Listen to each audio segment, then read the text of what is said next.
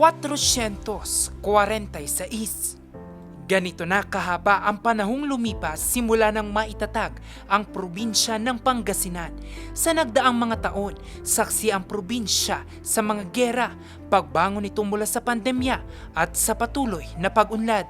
Pero sa higit 4 na siglo, ano nga ba ang narating ng probinsya?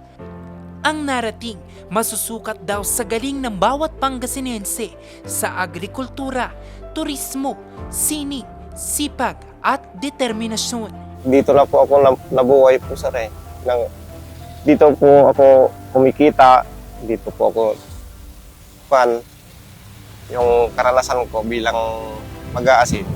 Napamahal na po yung asin sa akin. It's very important, lalo na sa akin kasi parang medyo sentimental ako sa mga ganitong bagay kasi nagsimula din kasi ako na ganito sa kanila. So at least nakaka-proud na parang na may susunod sa kung ano man yung na-achieve natin ngayon. So parang gusto ko din sama-sama lahat na makilala. Sa mensahe ni Governor Ramon Monmongico III, ipinaabot nito ang taos-pusong pasasalamat sa bawat Pangasinense.